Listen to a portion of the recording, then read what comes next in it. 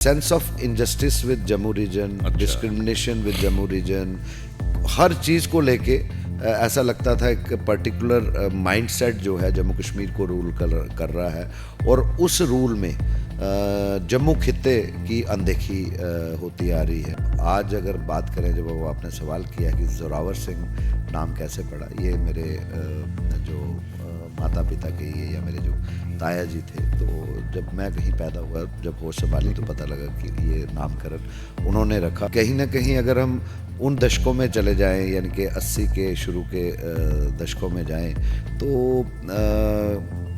ज़्यादातर अगर आपने उस समय की अगर आप बॉलीवुड की पिक्चर्स देखें तो डाकुओं के नाम दिलावर सिंह, जोरावर सिंह कुछ इस तरीके से थे। तो हमने देखा कि जम्मू शहर में ही या जम्मू ज़िला डिस्ट्रिक्ट में ही 1 महीने के अंदर लीजिए 3 से 4 मौतें होती हैं। जो बच्चा एनडीए की तैयारी कर रहा है, जो बच्चा केएस की तैयारी कर रहा है, सब इंस्पेक्टर की तैयारी कर रहा है या इंजीनियरिंग है उसकी, तो वो रात को सोता है, सुबह उठता नहीं है। तो हमें कोई नॉलेज नहीं थी, मैं सच बता रहा हूँ, ये चिट्टा क्या है, हीरोइन जम्मू कश्मीर में किस तरह क्या, से क्या एडिक्शन है, इतना मालूम था कि जम्मू कश्मीर एक ट्रांजिशनल रूट है, शुरू से रहा है स्मगलर्स का, कि यहाँ से नैरकोटिक्स या बाकी चीज़ें स्मगल होती हैं to the rest of the India and rest over the world. लेकिन जब हमने 3-4 वो केस स्टडीज़ की, फिर हमें पता लगा कि हम जिस उड़ता पंजाब को टेलीविजन पे देख रहे हैं, खबरों में देख रहे हैं, वो तो जम्मू में भी पेनिट्रेट कर गया है। अच्छा, जब कॉलेज में थे तो जैसे मैंने कहा कि बड़े कम होते हैं जो मतलब, अब ये कोई वो नहीं है, ये हकीकत है। हैंडसम तो हुई, आवाज़ भी अच्छी है। तो कॉलेज के दिनों में, क्योंकि जम्मू का लड़का कॉलेज में वहाँ पे जाए, बाहर जाए, तो लड़कियाँ ना पूछें या उसका ग्रुप ना पूछे। आप चाहते हो कि इस उम्र में आके आप चाहते हो कि इस उम्र में आके मेरी होम मिनिस्ट्री मेरा वो अफेयर शफेयर वाली बातें नहीं करता। अफेयर था ही नहीं, अफेयर फिर आप मरवाओगे। और बात करनी पड़ेगी युवा पत्रकारों के लिए, क्या सोचा है, कुछ सोचा है? क्योंकि आप प्रेस क्लब से जुड़े रहे हैं, वहाँ पर आपका एक ओहदा भी था। कई युवा पत्रकार हम देखते हैं बेचारे यहाँ पे, इनके बारे में कुछ सोचा है? देखिए, क्योंकि जब 1 महीना पहले वही बच्चे, मैं और आप, हम 90% एंड अबव ले रहे हैं, 1 महीने बाद वही बच्चों को आप ये दिखा रहे हैं कि ये अनफिट है। तो वहाँ से एक एजुटेशन, एक चिंगारी निकली जिसको लीड जेजेएसएफ ने किया। तो जिले तुम इधर आए तो कभी ਜਿਹੜਾ मैं अंदोलन वाला पूछा कि वो जड़ा एक अंदोलन वाला जड़ा करैक्टर है, क्या कभी स्टोरी में आया कि आपने कहा कि यही चलेगी और बॉस ने कहा नहीं ये नहीं है, फिर आपको गुस्सा होगा कि यार कहाँ आ गया, यहाँ पे तो दबाने की ये रणनीति चल रही है? एक बार ऐसा हुआ, लेकिन यहाँ पर तो ये चर्चे चल रहे थे ना कि जोरावर जी श्यामलाल जी के बड़े ख़ास हैं, ये कांग्रेस में चले जाएंगे, तब ये कांग्रेस में नहीं आए थे, आज़ाद साहब के बड़े ख़ास हैं। तो पता चला जोरावर जी ना वहाँ ना यहाँ, सीधा भाजपा। खैर श्यामलाल जी तो भाजपा में आ गए। लाइव कर रहे हैं या डेफर लाइव कर रहे हैं, उसमें फ़र्क है। तो मुझे लगता है कि वो जब पहला, दूसरा, तीसरा, 4th उस प्रोग्राम के बाद जीना ये मुश्किल हो गया। मैंने जिस गली से जाना, कहीं गाड़ी ड्राइव करनी, तो वो ऐसे कहते थे वो फेस टू फेस वाला है। आप फेस टू फेस करते हो, आपने उस एमएलए की बड़ी क्वेश्चनिंग की, आपने उस एसएसपी साहब से बड़ी, वो लोगों के अंदर बड़ा रहता था। मतलब लोगों में ही होता है कि कोई हमारे सवाल, हमारी जुबान तो बने, कोई हमारी आवाज़ तो बने। इसमें नमस्कार, मैं हूँ ललित खजूरिया। तो आज दूसरा ये पॉडकास्ट है और ये मेरी खुशनसीबी भी है। हालांकि विचारों में हम आमने सामने रहते हैं जब टकराव होता है, लेकिन खुशनसीबी इससे है कि जब मैंने अपना जर्नलिज्म शुरू किया तो वो शख्स हमें वहाँ पे पढ़ाते थे, मतलब लेक्चर देते थे किस तरह से बोलना है, किस तरह से क्या करना है।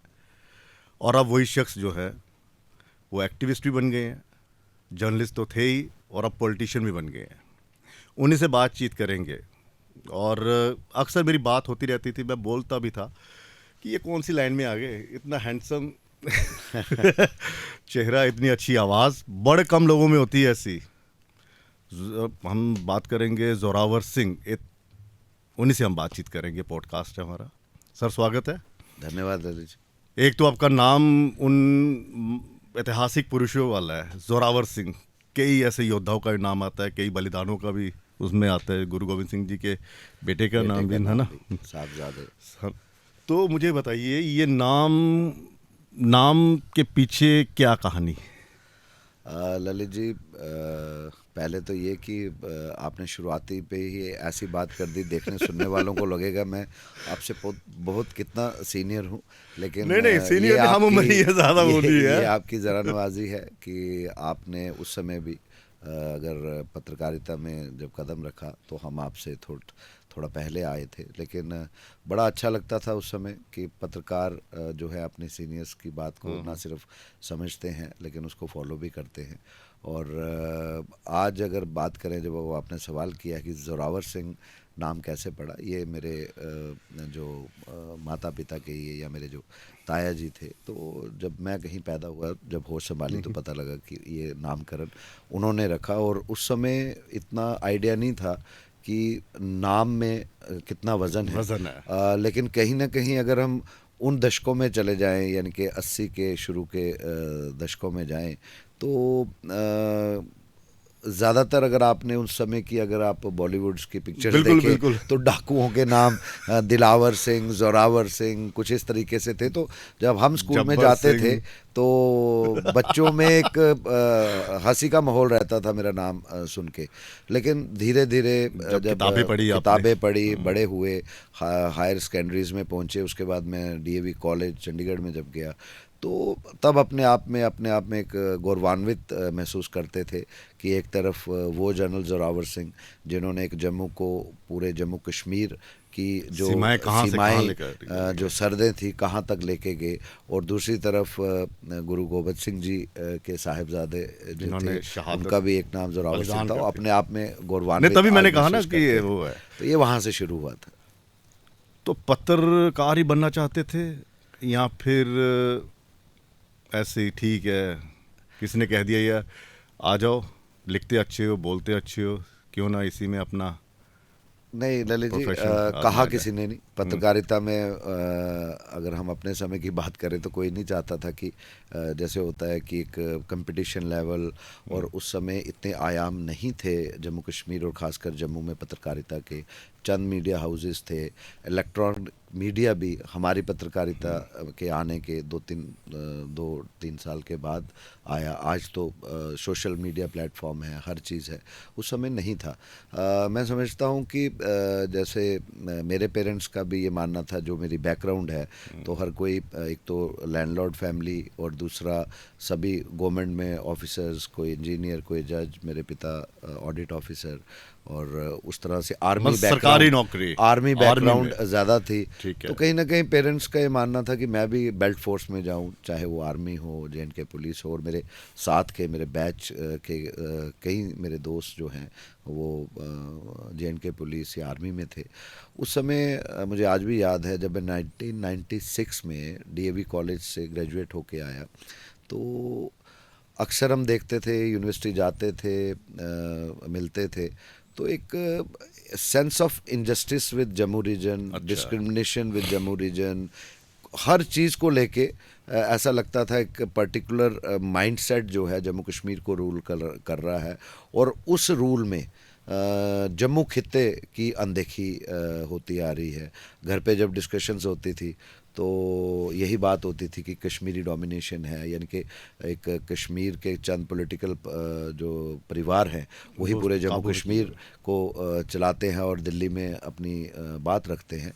हमें उनसे कोई गर्ज या गिला नहीं था, लेकिन हम हमेशा बात करते थे, क्योंकि युवा अवस्था, कॉलेज और क्रांतिकारी सोच कि क्यों सबको इंसाफ ना मिले जब एक ही स्टेट है और जब राज्य हमारा है, ये हमारे बुज़ुर्गों ने बनाया है। तो ऐसा 47 से लेके उस समय मैं 96-97 की बात कर रहा हूँ, तो आपको याद होगा उन दिनों में 1998 में एक लिस्ट निकली थी गवर्नमेंट द्वारा, एमबीबीएस और बीडीएस की लिस्ट थी। और मुझे याद है कि उन दिनों के मैं जम्मू जॉइंट स्टूडेंट फेडरेशन में जनरल सेक्रेटरी था, हमारे प्रेसिडेंट राजेंद्र सिंह जम्वाल थे, एक ग्रुप लाइक माइंडेड सोच का था। उनमें से कई अब बड़े लीडिंग लॉयर्स हैं, कुछ गवर्नमेंट ऑफिसर्स में गेस्टेड ऑफिसर है, लेकिन उन दिनों में स्टूडेंट्स थे। तो ये बात सामने आई कि 12th क्लास के जब रिज़ल्ट्स निकलते हैं तो board of school of examination की जब आप मेरिट्स देखते हैं तो 2 मेरिट्स बनती हैं, क्योंकि कश्मीर विंटर जोन में था और जम्मू रीजन समर जोन में था, तो रिज़ल्ट साथ साथ में ही आते हैं। तो हमारे जो जम्मू प्रांत के बच्चे हैं, respective of any caste, colour और क्रीड, उनकी मेरिट्स वर क्वाइट हाई, बहुत हायर साइड थी, पोजीशंस, परसेंटेज। और उस समय जो कश्मीर के बच्चों की मेरिट्स थी वो कंपैरेटिवली टू जम्मू रीजन बहुत कम थी। हार्डली 1-1.5-2 महीने के बाद एंट्रेंस एग्ज़ाम्स होते हैं फॉर MBBS BDS, जो लिस्ट के निकलती है।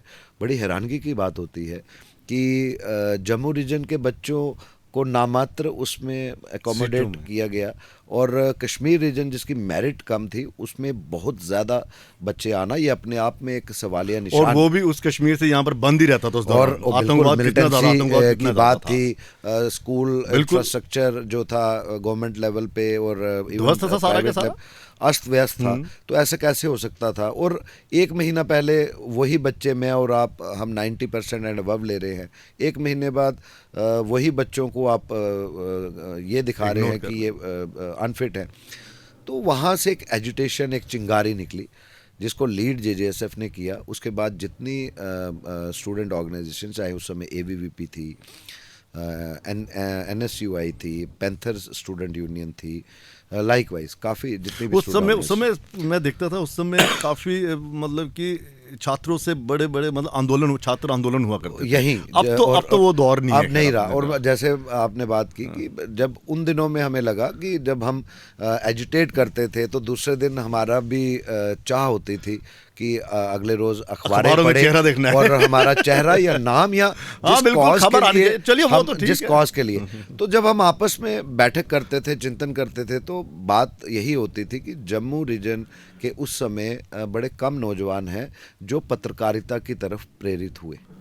तो मन में ये आ गया कि अगर वाकई कुछ करना है तो यहीं से, कहते हैं कि हम दूसरों को कोसेंगे, कोई कुछ नहीं कर रहा, खुद से कहीं ना कहीं अपने अंदर ये बात आ गई कि नहीं, let me start, let me do what I want to do for my Jammu region. तो वहाँ से एक आइडिया बना। हालांकि उसमें बहुत नाराज़गी रही मेरे घर पे कि भाई ये किस ओर चल पड़े हो, ये क्या है क्या नहीं, क्योंकि डोगरी में क्या, डोगरी चाहते ना खज्जल होइया नहीं उन्हें आखे भाई ना, उन्हें आखे केड़े काम फड़े ते डोगरी जी के सुनाना। मेरी नानी हो रही कुछ ने सुनाया कि मारे तुंदा दोतरा जड़ा है वो अखबारें च काम करदा सुनिया। तो उन दिनों में मैं नया नया Kashmir times, after that agitation Kashmir times से मेरी शुरुआत हुई थी। तो मेरी नानी जी ने मुझे पूछा, अच्छा मैंने पाँव को हाथ लगाया, अच्छा अम्मी कोई सुना दा कि तुस आजकल अखबारां बेच दो, यानी कि दैट वाज, ये सच्चाइयाँ हैं कि उनको नहीं आइडिया था। तो घर पे रहा, लेकिन मैंने ये अपने मन में ये रख लिया था कि करना है, क्या होगा, हार ही होगी, लेकिन करना, कल को ये ना कहे कि कोई कर नहीं रहा है। तो अल्टीमेटली वो 98 के दौर से, उस एजुटेशन के बाद से कश्मीर टाइम्स, और उसके बाद में इंडियन एक्सप्रेस, फिर हिंदुस्तान टाइम्स, बागी सब जानते हैं। शुरुआत से ये रिपोर्टर बन गए, पहले छोटे छोटे कॉलम वगैरह लिखे या कुछ अपने होते हैं ना?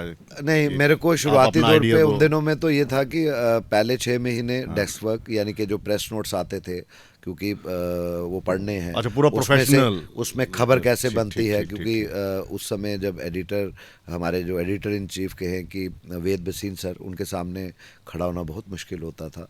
और ON कोल सर जो कि नेशनल इंडियन एक्सप्रेस से एज एडिटर रिटायर होके आए थे और यहाँ पर कश्मीर टाइम्स पूरा ट्रेंड किया एग्जीक्यूटिव एडिटर, और हमारे जितने सीनियर्स थे उस समय में वो उन सब ने बहुत ही मदद की, बड़ा हेल्प किया हमारी टीम को।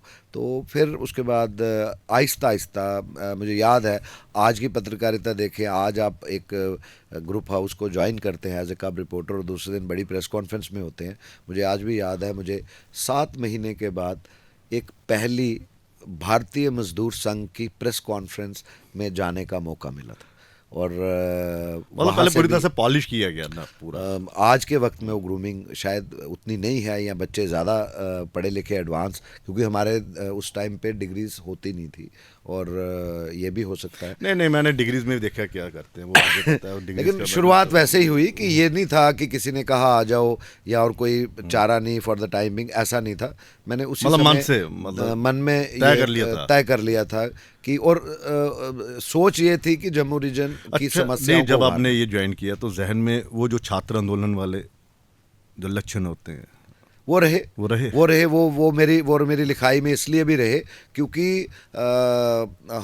मेरा जो बेंट ऑफ माइंड या फोकस, मैं always instead of going for developmental stories, तो मैं हमेशा इन्वेस्टिगेटिंग स्टोरी में अपना इंटरेस्ट रखता हाँ, था। क्राइम की काफी और स्टोरी है। उसके साथ साथ में जहाँ कहीं बंगलिंग्स, एम्बेजलमेंट, जम्मू रीजन के फंड्स को डाइवर्ट करना किसी महकमे को, मतलब इनजस्टिस के खिलाफ। वो जो बेसिक जेजेएसएफ का वो पत्रकारिता में आया, लेकिन बायसनेस कभी नहीं रही। अब जैसे कहीं देखने वाले हो सकता है कहेंगे कि शायद I was biased, I was against any other community और एनी अदर रीजन। नहीं, नो, मुझे याद है आपने एक स्टोरी की थी, वो आप ही के मोहल्ले के थे। बिल्कुल। आपने तुरंत उनसे पूछ लिया था कि संजय कौन, संजय धन क्या नाम थे, वो है कि बिल्कुल। वो है? देखिए, बात यह है कि आप तो ये बड़ा टफ होता है कि आगे अगर आपके मोहल्ले का कोई लड़का आपको और उसको पुलिस पकड़ लेती है या वो फरार है, फिर उसके बारे में पूछ रहा है, ये बड़ा टफ होता है। एक सेट प्रिंसिपल्स हैं जिन गुरुओं से हमने सीखा, जिन बड़ों से हमने सीखा, आपको कहीं ना कहीं वो मेंटेन करना पड़ता है। और कभी ऐसा भी दौर आता है, एक किस्म से परीक्षा होती है कि क्या आप फेवर के दौर पे रहेंगे या अपने प्रिंसिपल्स पे कायम रहेंगे। हाँ, वो बात अलग है कि जर्नलिज्म का ये भी एक बेसिक वो है कि you never disclose your source. Source can be anybody. जो कहते हैं ना कि कई बार इन्वेस्टिगेटिंग स्टोरी में बड़ी मछली को पकड़ने के लिए छोटी मछली को, ये चीज़ें, this is part investigation stories. और जब आप महकमा, पुलिस, क्राइम, मिलिटेंसी को कवर कर रहे हैं, जिन लोगों के साथ आप खेल रहे हैं या जिन लोगों के लिए आप काम कर रहे हैं, तो कई बार उस तरीके से भी आपको खेलना पड़ता है। जिस दौर की आप बात कर रहे हैं उस समय खैर इतनी बेरोजगारी थी पर इतनी नहीं थी, लेकिन आज लोग कहते हैं जी हाँ जी सरकारी नौकरी नहीं है, तो कभी सरकारी फॉर्म भरा? इतनी पहचान मुझे, मतलब मैं भी कई बार कहता हूँ कि कई पत्रकार, कई छात्र आंदोलन से निकले हुए जो नेता हैं, जॉब फटाफट उनको कर लेते हैं। मुझे याद है, मैंने गलत तो नहीं कह रहा मैं, अपने बिल्कुल सोच आप होती ठीक है कह उनकी। रहे हैं। मैंने सिर्फ लाइफ में एक ही बार फॉर्म फिलअप किया था। वो था जे.एंड.के पुलिस सब इंस्पेक्टर्स का 1998 बैच। अच्छा। और उसमें भी बहुत बड़ी बात हुई कि मैं मिडवे उन्हीं दिनों में ही था, असमंजस था कि ये करूं या जर्नलिज्म करूं। और जर्नलिज्म में मैं एंटर कर चुका था, 3-4 महीने हो चुके थे। तो अल्टीमेटली सिर्फ फॉर्म ही भरा, आगे कुछ नहीं किया था। जर्नलिज्म वो तो नहीं है कि बड़े बड़े ऑफिसर्स मिलने लगे, हाथ मिलाने लगे, पहचानने लगे, इज्जत मान सम्मान, कहीं ये चीज़ें चलिए ठीक है, वो जो कलम की ताकत है वो अलग चीज़ है, लेकिन अट्रैक्टिव तो होता है ना बंदा। हाँ। ललित जी, वो दौर बहुत बाद में आया। अच्छा। क्योंकि जैसे मैंने कहा कि 98 में जब वो चीज़ कही, और तब मुझे चंद महीने यानी कि 3 से 4 महीने हुए थे पत्रकारिता में आए हुए। और जैसे मैंने कहा कि मेरे ऑफिस से ही मुझे अलोई नहीं किया गया। पहले 6 महीने आपने डेस्क वर्क करना, तो मिलना किसको है, तो बात किससे करनी है। तो मेरी पहली बाइलाइन स्टोरी ही 7th मंथ में आई, उसके बाद मैंने पीछे मुड़ के नहीं देखा, वो बात अलग है। और उसके बाद एडमिनिस्ट्रेशन, लोग जानना शुरू हुए कि जोरावर सिंह जम्वाल कोई पत्रकार, इस तरीके से। अदरवाइज आप कहें कि जिस तरफ आप इशारा कर रहे हैं कि ऑब्वियसली एक होता है चार्म, रहता है, चार्म होता है आपके नहीं मैं देखता हूँ अंदर, ना बड़ों ने अपने फोटो उसके साथ खिंचवाए होते हैं चंद मुलाकातों पत्रकारिता में आते हैं में। आप, बड़े बड़े मंत्रियों को, एमएलएस को, पॉलिटिशियंस को, ब्यूरोक्रेट्स को मिलते हैं, बात करते हैं। लेकिन मैं ये समझता हूँ कि ये भी हर किसी की बात, बस की बात नहीं है। आपके काम से ही वो लोग आपको पसंद करेंगे, आपके काम से ही वो लोग आपकी तरफ अट्रैक्ट होंगे। अगर आप काम नहीं करेंगे और येलो जर्नलिज्म की तरफ परस्यू करेंगे, तो वो कहते हैं कि चंद दिनों की चांदनी फिर अंधेरी रात, तो वो ऐसे लोग बहुत जल्दी एक्सपोज हो जाते हैं और कहीं नहीं दिखते। ये मेरा अपना मानना है। और अच्छा, जब कॉलेज में थे तो जैसे मैंने कहा कि बड़े कम होते हैं जो इतने, मतलब अब ये कोई वो नहीं है, ये हकीकत है। हैंडसम तो हुई, आवाज़ भी अच्छी है। तो कॉलेज के दिनों में क्योंकि जम्मू का लड़का कॉलेज में वहाँ पे जाए, बाहर जाए, तो लड़कियां ना पूछे या उसका ग्रुप ना पूछे। आप चाहते हो कि इस उम्र में आके आप चाहते हो कि इस उम्र में आके मेरी होम मिनिस्ट्री मेरा शो नहीं, कॉज उसके नोटिस निकाले? वो अफेयर शफेयर वाली बातें नहीं करता है। अफेयर था ही नहीं, अफेयर फिर आप मरवाओगे, आप भी पत्रकार हैं कि अफेयर की तो बात ही नहीं है। मैं आपको सच बताऊं, आप हंसेंगे। 12th के बाद चर्चाएं होती है ना, 12th के बाद जब मैं पीठ के पीछे वो देखो वो लड़का वो जो मुड़ा जम्मू का कितना सोना मुड़ा नहीं, वहाँ उल्टा हुआ। अब ये भी बहुत बड़ी बात है। 12th के बाद जब मैं डीएवी कॉलेज में एंटर हुआ हूँ, तो आप मानेंगे नहीं, मेरी इतनी बड़ी बड़ी दाढ़ी थी। मैंने 1-1.5 साल बियर्ड ही नहीं कटवाई, क्योंकि जम्मू से पहली बार मैं गया था बाहर पढ़ने, वो भी सिटी ब्यूटीफुल लाइक चंडीगढ़। तो एक थोड़ा अपने अंदर कम्प्लेक्स भी था। आई एडमिट कि यहाँ पे इतना एक्सपोजर नहीं था। No doubt I studied in old convent, जिसको आज आप प्रेस्टिजियस सेंट पीटर स्कूल कहते हैं। इंग्लिश मीडियम स्कूल था, उन दिनों में इंग्लिश मीडियम स्कूल बहुत कम थे। लेकिन बात वहीं की वहीं है कि जब एक जम्मू से उस समय 90s में जब चंडीगढ़ जैसे शहर में, जहाँ इंग्लिश वाज लाइक नॉर्मल, और हमारे लिए इंग्लिश बहुत बड़ी बात थी। मुझे आज तक नहीं आई। देखिए हर अच्छा इंग्लिश में नंबर स्कोर करने वाले जरूरी नहीं है अच्छी इंग्लिश बोल सके। और हर मेरे पास इंग्लिश एक भाषा है। मेरे लिए गूगल ने इतना आसान कर दिया, मेरे को कोई आता नहीं। आज तो गूगल ने सब कुछ आसान कर दिया, उन दिनों में तो कुछ था ही नहीं। और हम थोड़ा झिझकते थे, ड्रेसिंग सेंस थी, बहुत कुछ था। ये कुछ ऐसे सच है, मतलब दाढ़ी बढ़ा के चले गए। 1 साल दाढ़ी, और सब उन दिनों में जम्मू कश्मीर में मिलिटेंसी पीक पे थी, अगर आप 90s की बात करें। और दाढ़ी बड़ी है, रंग गोरा है, तो मोस्ट ऑफ द टाइम मैं आपको ये भी बताता हूँ कि जम्मू की शनाख्त पठानकोट के बाद बड़ी कम थी। कश्मीरी कहते थे, ये भी सच है कि आपको 2-2, 3-3 घंटे लग जाते थे एक एक को बुला के। मतलब यही कारण था कि यहाँ पे भी आइडेंटिटी पे भी इनजस्टिस हो रहा है। मैं कश्मीरी नहीं हूँ, मैं डोगरा हूँ, मैं जम्मू से हूँ। हमारी बोली, हम है एक ही जम्मू कश्मीर के वासी हैं, चाहे कश्मीरी हो, लद्दाखी हो या डोगरा हो, लेकिन मेरी आइडेंटिटी डोगरा है। लेकिन वही है ना कहीं अपने अंदर लगता था कि हुआ क्या है कि हर कोई हमें कश्मीरी कहता है। आप 90s मतलब 98, 90s की बात कर रहे हो ना। ये तो 2007 के बाद 2006 में जब मैं दिल्ली गया था, तो ये वहां पे तब भी था। क्यों? यही शायद ये भी एक वन ऑफ द रीजन था कि मुझे पत्रकारिता में था कि भैया आना पड़ा। कश्मीर जो है वो वहां से 300 किलोमीटर दूर है। बिल्कुल। और उस समय 14 घंटे लगते थे कश्मीर पहुंचते, और ये भी लोगों को समझाना पड़ता। आप मानेंगे नहीं, उन्हीं दिनों का एक किस्सा है। वो वाला किस्सा बताइए ना। अच्छा, वो कहते हो कि कहां से गुस्से वाला। उसके बाद में ऑब्वियसली उसमें था कि ये कौन है, क्या है। 1 साल के बाद मैंने दाढ़ी कटवाई और क्लीन शेप, चेहरा खिल के आया होगा, क्लीन शेप, नो डाउट वो। लेकिन बहुत अच्छे माहौल में मैंने पंजाब के बच्चों से, और वहाँ तो राजस्थान और दिल्ली से भी बच्चे, क्योंकि स्टडी एरिया था, स्टडी बता नहीं रहे आप भी। मैंने बहुत कुछ सीखा और बहुत अच्छा लगा। जिसको कहते हैं ना कि खुल के बात करना, लाइफ को किस तरीके से पॉजिटिवली लेना, ये मैंने अपने कॉलेज में वहाँ जाके सीखा। लेकिन बात नहीं बता रहे कि पीठ के पीछे ऐसा कुछ नहीं था, दोस्तियाँ सबके साथ थी। It was very good atmosphere. और वहाँ पे भी वही कि तो वहाँ से, और आपने वहाँ का वातावरण और यहाँ के वातावरण में फिर मैंने कंपेयर किया। लोग जो हैं फिर देखिए मैंने उसमें 2 चीज़ों को कंपेयर किया। मैं आज बताता हूँ आपको। ये भी एक ऐसी चीज़ है कि जो कहीं ना कहीं मेरे को पत्रकारिता की तरफ प्रेरित करने लगी, क्योंकि मेरे 2 कज़न्स पत्रकार ऑलरेडी थे मेरे से बड़े। एक अजातशत्रु जम्वाल और एक मेरी बुआ की बेटी, she is no more now, Shalu Jamwal. तो कहीं ना कहीं शालू जम्वाल ने मुझे बहुत ज़्यादा मोटिवेट किया कि ये जर्नलिज्म है क्या है। और अगर आप मेहनत करके, मेहनत बहुत है इसमें, पैसा कम है, लेकिन अगर आप मेहनत करेंगे और राइज करेंगे, आपकी एक स्टोरी आपको कहीं से कहीं ले जाएगी। और मुझे आज भी याद है कश्मीर टाइम्स की एक 2 स्टोरीज ने मुझे ऑटोमेटिकली इंडियन एक्सप्रेस में ले गए। ये मैं आपको बताऊं, लेकिन उससे पहले जैसे आपने कहा कि क्या चीज़ें हुई कि जो मैंने अपने कॉलेज के दिनों में सीखी, मैं आपको एक उदाहरण दूंगा। हमारे साथ जाट नौजवान थे, और जाट ऑब्वियसली बहुत ही अमीर तरीन लग्जरियस लाइफ, ओपन गाड़ियों में गेड़ियाँ जिसको कहते हैं, जैसे हम यहाँ चक्कर लगाने को कहते हैं, पंजाबी में गेड़ी रूट है जी, ये है। वो जब अदरवाइज बात करते थे हमसे तो इतनी फ्लुएंट इंग्लिश बोलते थे, तो जब आपस में चार जाट जिन्होंने कहते ना इन्नी अच्छी स्वीट पंजाबी बोलनी तो लगना ही नहीं कि कि इन्होंने इन्नी अच्छी अंग्रेजी भी आंदी होनी है।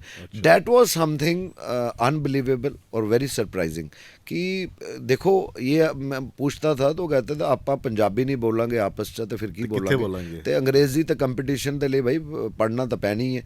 These used to be the common words from every Punjabi. मतलब यहाँ पे वो ये हाँ जी जैसे तो हम यहाँ पे क्या होता था, हमें कहीं ना कहीं ये इन्फ्लुएंस किया जाता था कि भैया और डोगरी ठीक है लेकिन अंग्रेजी हिंदी बोलो तो आगे जाइए तुम कुछ नौकरी करी पागे कुछ करी पागे। भाई साहब हम हिंदी इसलिए ड्रॉबैक मैं भी बता दूं अपने दर्शकों को, भाई साहब हिंदी हम इसलिए बोल रहे हैं कि ये बाहर वाले भी देखेंगे, दिल्ली वाले भी देखेंगे, क्या पश्चिम बंगाल वाले भी वर्ल्ड ओवर में जो वो देखेंगे, इसलिए बीच बीच में डोगरी भी बात करेंगे। तो जिल्ले तुस इधर आए ਤੇ कभी ਜਿਹੜਾ मैं अंदोलन वाला पूछा कि वो जड़ा एक अंदोलन वाला जड़ा करैक्टर है, क्या कभी स्टोरी में आया कि आपने कहा कि यही चलेगी और बॉस ने कहा नहीं ये नहीं है, फिर आपको गुस्सा होगा कि यार कहाँ आ गया, यहाँ पे तो दबाने की ये रणनीति चल रही है। एक बार ऐसा हुआ कश्मीर टाइम्स में, हालांकि कश्मीर टाइम्स में एक नामुमकिन सी बात थी। तब के वाइस चांसलर थे जम्मू यूनिवर्सिटी के प्रोफेसर आर शर्मा साहब।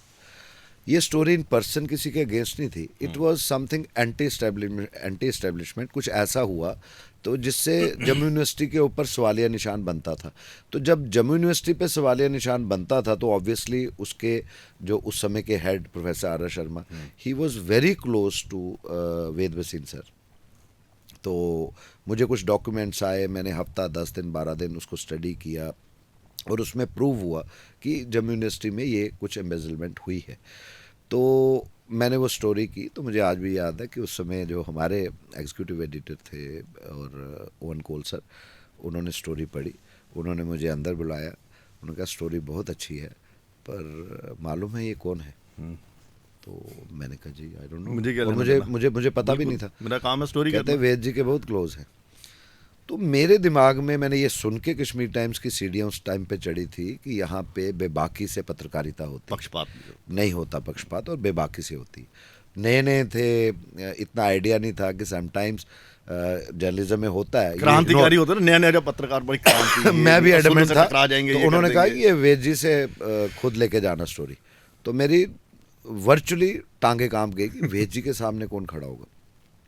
2 दिन मैं इसी असमंजस में क्या करूं क्या ना करूं, और अल्टीमेटली एक दिन मेरी नाइट ड्यूटी थी, तो नाइट ड्यूटी में यानी कि जब वेद जी आते थे तो डमी वही फाइनलाइज करते थे पेज 1 में कौन सी खबर कहाँ पे और कितने कॉलम जानी है, कितनी बड़ी उसको डिस्प्ले देना, मुझे आज भी याद है। तो मैं गया, तो उस समय कुदरती कोई ख़ास स्टोरीज़ ना कश्मीर से आई थी ना जम्मू से थी कि जिसको हम कह सकें कि these are very good stories. Routine की एजेंसीज का मैटर था, दिल्ली की खबरें थी, कश्मीर की थी, जम्मू की थी, पर उस टेस्ट की या उस लेवल की जो हमेशा सर ढूंढते थे कि एटलीस्ट एक स्टोरी जो है पेज 1 पे ऐसी होनी चाहिए जो डिफरेंट हो। तो उन्होंने कहा ये क्या है? तो हमने कहा सर यही है, क्योंकि हम बच्चे थे और वो हमें इसलिए नहीं कहते थे, मुझे गए हुए 6-6.5 महीने हुए थे। तो मैंने कहा सर एक स्टोरी है, पर किसी ने कहा शायद ये नहीं लगेगी। तो उन्होंने मुझे ध्यान से ना ऐसे ऊपर देखा, कहा लेके आओ। मैं इमीडिएटली गया, साथ में डॉक्यूमेंट्स, ऐसे होता ना कि बेल नया बच्चा कि पता नहीं क्या होने वाला है, इनाम मिलेगा कि और डरा भी कि डांट भी पड़ सकती है। अल्टीमेटली वो मैंने पेज निकाले, उन दिनों में टाइपराइटर्स होते थे और हैंड रिटन होते थे, तो वो मैंने निकाले और साथ में फाइल ली। तो मैं फटफट गया, तो मैंने दिखाई, वो 3-4 पन्ने थे। तो उन्होंने जब पढ़ी, पहली नाम 2 पैराग्राफ से पढ़ने पे, उस पर हेडिंग नहीं थी, मुझे आज भी याद है हेडिंग नहीं थी। पहले 10 लाइनें पढ़ने पे मुझे ऐसे देखे फिर पढ़े, फिर ऐसे देखे फिर पढ़े। अल्टीमेटली उन्होंने कहा ये क्या है? मैंने कहा सर ये स्टोरी है और इसके डॉक्यूमेंट्स हैं तुम्हारे पास, कल को ये केस हो जाएगा तुम। उन्होंने जो मुझे लगा, उन्होंने मुझे जज करने की कोशिश की कि ये कहाँ तक स्टैंड करता है। तो मैंने कहा जी ऑल रेलिवेंट डॉक्यूमेंट्स ये मेरे पास हैं। कहते कल को केस करेगा वो, तो फिर तुम ही जाओगे तरीक पे। तो मैंने कहा ठीक है सर, आई एम रेडी।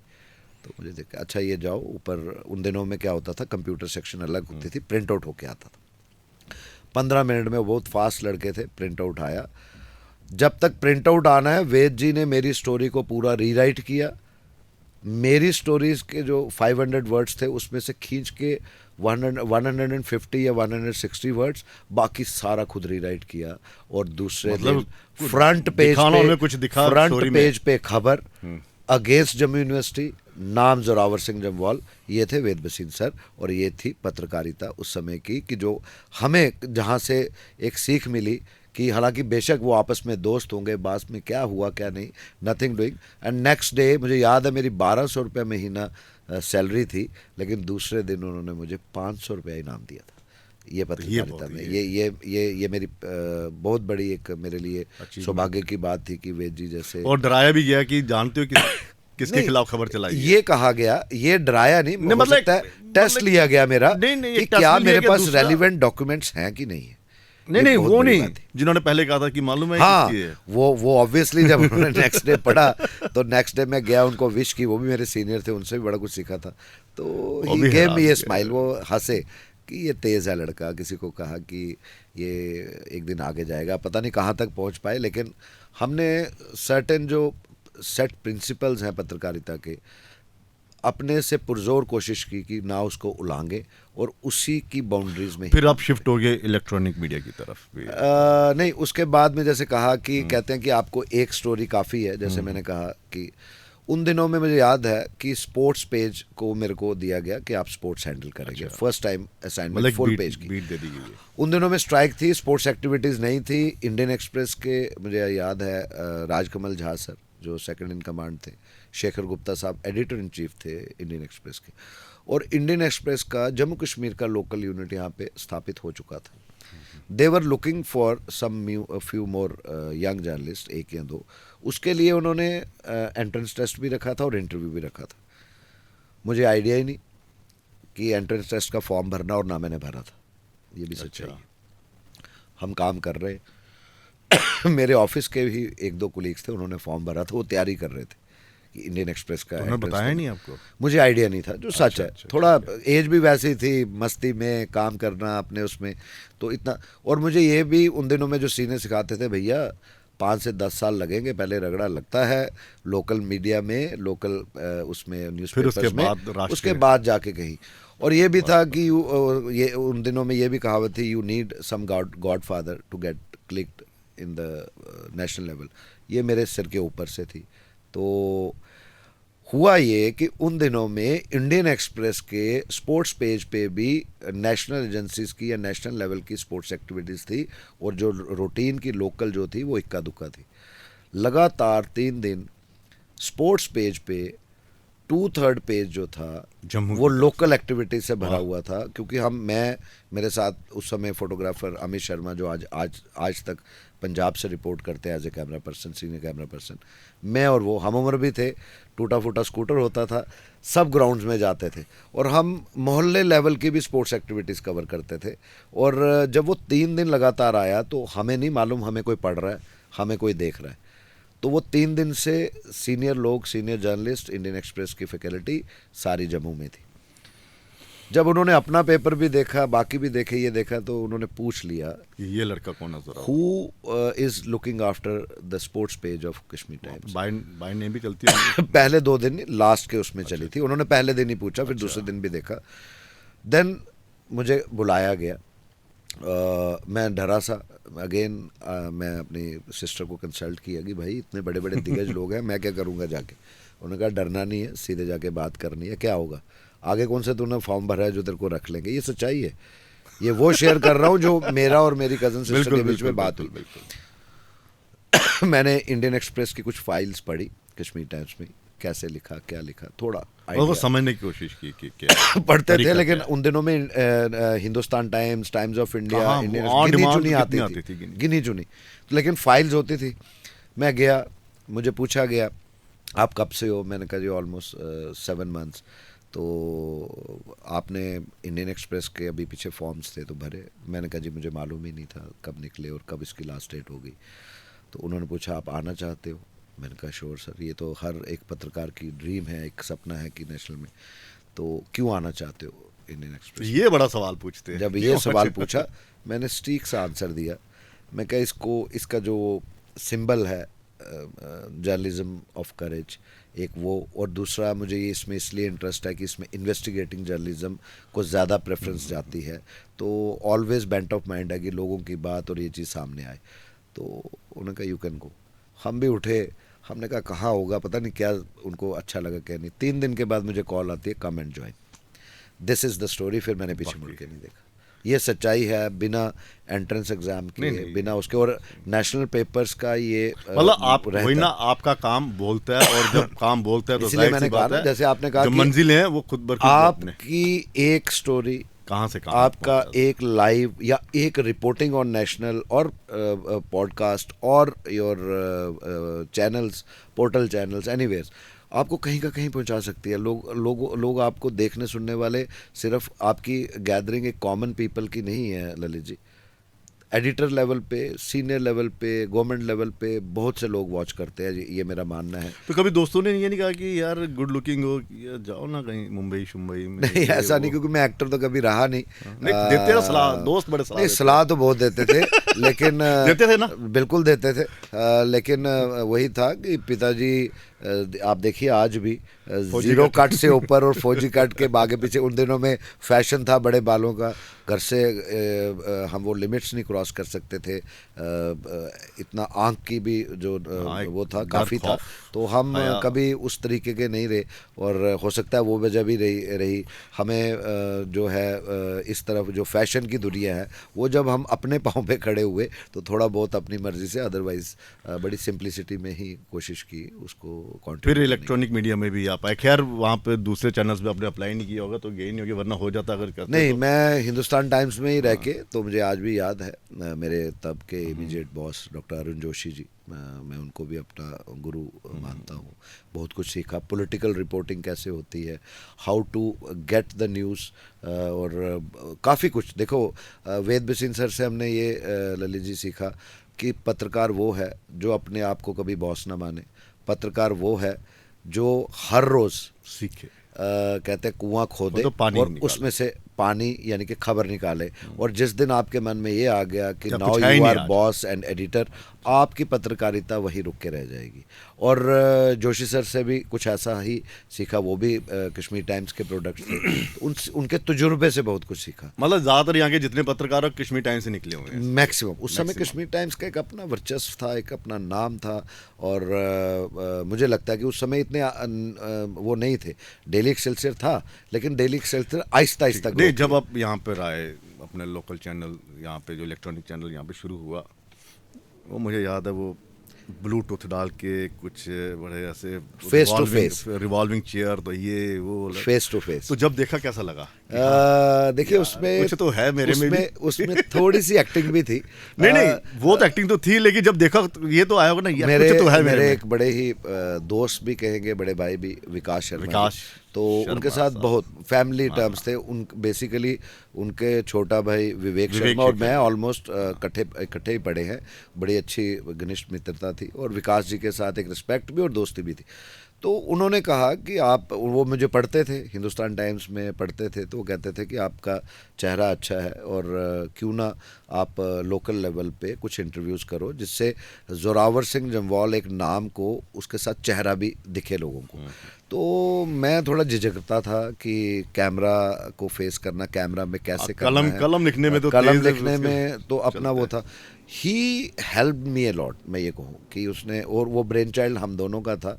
उस समय सिटी चैनल लोकल एक चैनल था, और मैंने परमिशन ली डॉक्टर अरुण जोशी जी से कि वो विदाउट एनी मनी, कोई पैसे का नहीं, शौक के लिए, तो फेस टू फेस प्रोग्राम शुरू हुआ। उसमें हमने एक यार्ड स्टिक बना दी थी कि इस लेवल का ये पैरामीटर्स होंगे, ये क्राइटेरिया होगा, जिसमें होगा 1 to 1 आधे घंटे का इंटरव्यू आता था।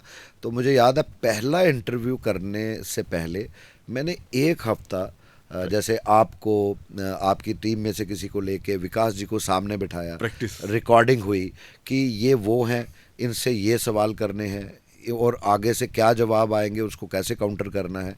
देखिए ऐसे सवाल पूछना और लिखने में, और उसके बाद ऑफिस में जाके अपने तरीके से खबर फाइल करने में, और आप लाइव कर रहे हैं या डेफर लाइव कर रहे हैं, उसमें फ़र्क है। तो मुझे लगता है कि वो जब पहला, दूसरा, तीसरा, फोर्थ उस प्रोग्राम के बाद जीना ये मुश्किल हो गया। मैंने जिस गली से जाना कहीं गाड़ी ड्राइव करनी तो वो ऐसे कहते थे वो फेस टू फेस वाला है। आप फेस टू फेस करते हो, आपने उस एमएलए की बड़ी क्वेश्चनिंग की, आपने उस एसएसपी साहब से बड़ी, वो लोगों के अंदर बड़ा रहता था। मतलब लोगों में ही होता है कि कोई हमारे सवाल, हमारी जुबान तो बने, कोई हमारी आवाज़ तो बने, इसमें कोई दो राय नहीं। प्रिंट मीडिया में हमेशा उसी को प्रेफरेंस रखा, न्यूज़पेपर लाइन को। लेकिन उस समय और आज भी अगर हम बात करें तो जो इलेक्ट्रॉनिक मीडिया है, चाहे वो पॉडकास्ट है, पोर्टल्स हैं, कोई भी प्लेटफॉर्म है, सेलिब्रिटी अगर कोई बनता है ना, चाहे वो जर्नलिस्ट हो तो चाहे वो गेस्ट हो, वो ये चीज़ बनाती है। ये आज भी मेरा मानना है। बिल्कुल। और ज़्यादातर बच्चे मेरे ख्याल में यही देख कर आ रहे हैं। बिल्कुल बिल्कुल बिल्कुल ठीक कह रहे हैं आप। हमारे समय में तो मोबाइल्स भी नहीं थे। हमें याद है हम मेटाडोर्स में घूम के रिपोर्टिंग करते थे। कई जगह कहीं दूर होता था तो स्कूटर या मोटरसाइकिल पे जाते थे। फिर ये इस सामाजिक कार्य में किस तरह है एक्टिविज्म, कब से शुरू हुआ? ये बड़ा। और ये बाल जो सफ़ेद आपने रखे हैं, ये मैच्योर दिखने के लिए रखे हैं, वरना आपकी उम्र के या आज से मेरे से पहले आपके ये खूबसूरत बाल थे। मुझे आज भी याद है तब मेरे बाल जो थे काले थे, लेकिन ललित खजूरिया को जब हम देखते थे, चाहे आप वो जी में थे, दिल्ली में थे, दिल्ली में जब गए वहाँ काम किया या जम्मू में आए, मैं हमेशा आपको ये कहता था कि ललित आपके ये बालों में एक अलग ही खूबसूरती है।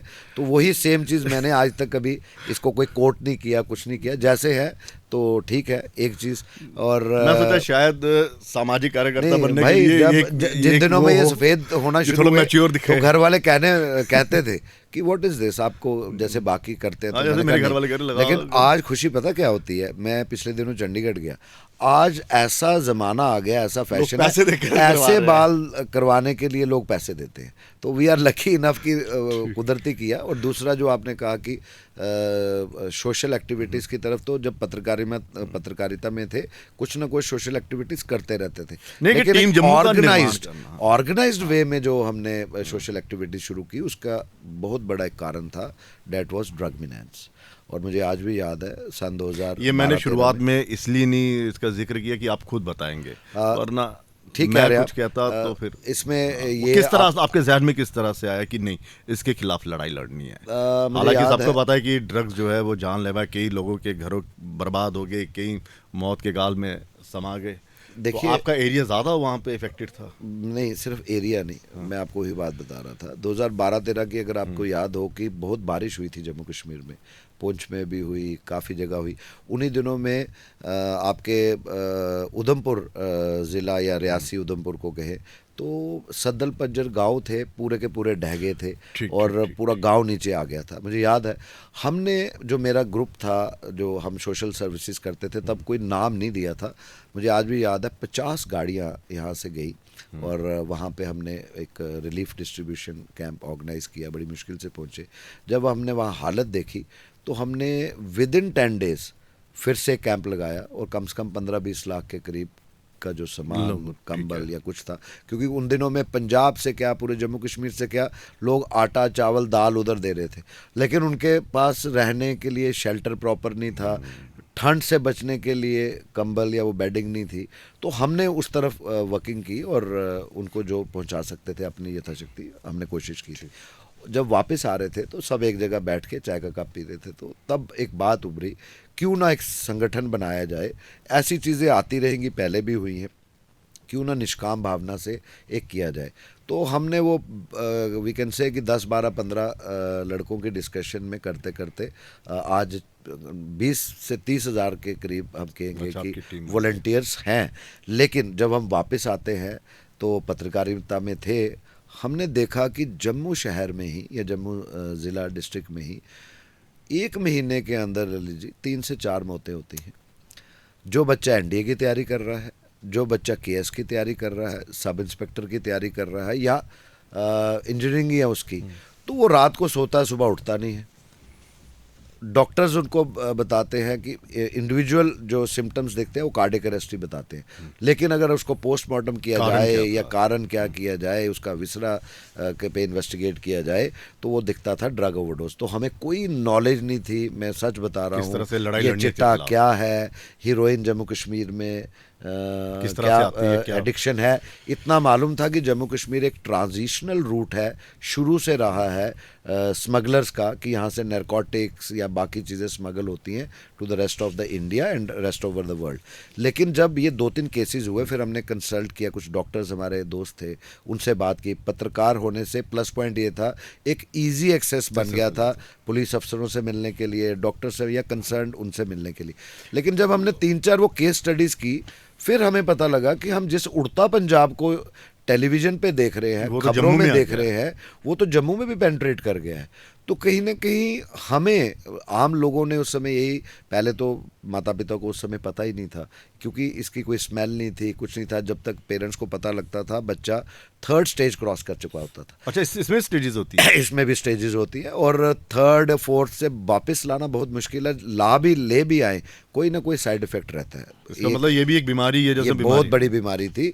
फिर हमने एक मैसेज, एक सामने जो दिख रहा था, राइटिंग ऑन द वॉल थी, कि लोग ये समझ रहे हैं कि ये आपके घर की कहानी है, मेरे घर की है, फलाने की है, लेकिन ये लोग ये नहीं समझ पा रहे हैं कि ये पाकिस्तान की ISI का एक वेल हैज कॉन्स्पिरेसी और षड्यंत्र है। मतलब यूथ को इसी में इन्वॉल्व कर दे। देखिए, ये डिस्कशंस हुई हमारी बड़े तभी तो नार्को टेररिज्म के साथ।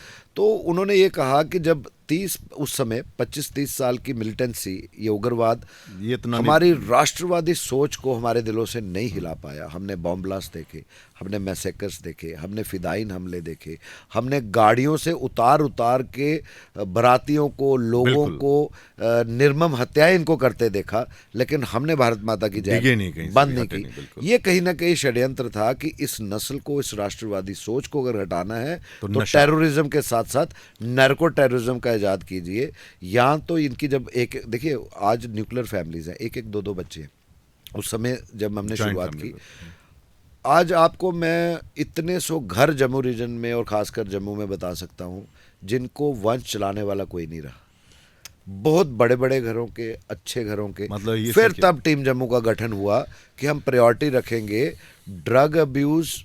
आप जो एक घर की कहानी समझ रहे हो, ये वेल प्लान कॉन्स्पिरेसी है। एंड कहीं ना कहीं आज लगभग 11 साल हो गए टीम जम्मू का गठन किए, लेकिन हम अप्रिशिएट करते हैं, मैं कहता हूँ बड़ी जिम्मेवारी से, क्योंकि हमने समय समय की सरकारें देखी। आज पिछले 10 सालों में जो गवर्नमेंट ऑफ इंडिया की प्रायोरिटी रही है, और टेररिज्म के साथ साथ नैर्को टेररिज्म को भी बहुत फर्मली डील कर रहे हैं हमारे गृह मंत्री माननीय अमित शाह जी और प्रधानमंत्री आदरणीय नरेंद्र भाई मोदी। ये पहली बार देखा है कि इतनी, आप खुद देखिए, हर क्वार्टरली जो मीटिंग्स होती हैं, पहली बार हुआ पिछले 10 सालों में, कितने लाख खरब के जो नैरकोटिक्स के सब्सटेंस सीज किए थे थ्रू आउट इंडिया में, उसको डिस्ट्रॉय किया गया। नहीं तो कई बार उसको भी रीयूज किया जाता था। हाँ, तो वो करते हैं ना, और पिलफ्रेज होता था। ये बहुत बड़ी बात है। आज भी ऐसे ऐसे प्रावधान लिए जा रहे हैं। आज जम्मू कश्मीर की बात करिए आप, कि आज जो चीज़ हम 10 साल पहले कहते थे कि ये जो ट्रांस LOC रूट्स हैं, ये आप बंद कीजिए, उस समय की सरकारें नहीं कर रही थी।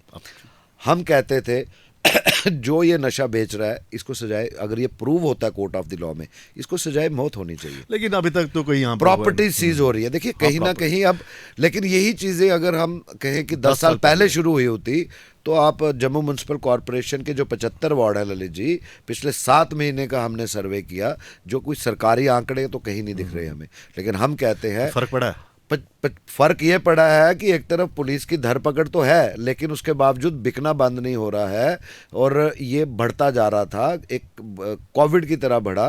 और 7 महीनों के आंकड़े हमें ललित जी बता रहे हैं, कोई वार्ड ऐसा नहीं है जहां 2 से 3 मौतें नहीं हुई हो, जिसकी उम्र 22 साल और 38 साल के नीचे ना हो, प्रूव नहीं कर पाए। अच्छा सर, लोग खुलकर बात करते हैं इस पे? हमारे साथ तो अब करते हैं। अब कोई तो छुपाते थे पहले कि बदनामी है जी, सबसे पहले तो ये कहते थे आप किसी से बात नहीं कीजिएगा, आप ऐसा है, तो हम उनको काउंसल करते थे। देखिए, अगर आप ये आर्टिफिशियल इज्जत को लेके चलेंगे, आप अपना बच्चा खो देंगे। ये बहुत बड़ी एक बात थी। और बच्चों को भी मोटिवेट किया। हमारे यहाँ कोई रिहेबिलिटेशन सेंटर नहीं था, अब लड़ झगड़ के एंटी नारकोटिक टास्क फोर्स का भी यहाँ पे 3 सालों से है, और आप देखिए काम कर रहे हैं। आपका फुल फ्लैज रिहेबिलिटेशन सेंटर यहाँ बना है। लेकिन उसके बावजूद अब स्टार्टलिंग पॉइंट्स ये है कि जो चीज़ आपने 8 से 10 साल पहले ये इंतजामिया करना चाहिए था, वो आप लेट हुए, मतलब देर आए दुरुस्त दुरुस्त आए। लेकिन अब हमें अब तो ये मुद्दे भी बनने लगे हैं, अब हमें कहीं ना अब कहीं ये राजनीतिक मुद्दा भी बनने लगा है। चिंता का विषय ये हो गया कि हमारी बच्चियों को ड्रग माफिया ट्रैप करने की कोशिश कर रहे हैं। अच्छा। भगवान ना करे अगर उस तरफ वो कामयाब होते हैं और हम आप लोग या हमारे एडमिनिस्ट्रेशन, मतलब हमारी थोड़ा J&K सतर्क पुलिस रहना पड़ेगा। सतर्क रहना पड़ेगा, इस पे बात करनी पड़ेगी। अगर नहीं हुआ तो ये बहुत बड़ी अब बात इस पर भी करनी पड़ेगी, बिल्कुल करनी पड़ेगी। और हम कर बात रहे हैं। करनी पड़ेगी युवा पत्रकारों के लिए। क्या सोचा है, कुछ सोचा है? क्योंकि आप प्रेस क्लब से जुड़े रहे हैं, वहाँ पर आपका एक ओहदा भी था। कई युवा पत्रकार हम देखते हैं बेचारे यहाँ पे, इनके बारे में कुछ सोचा है?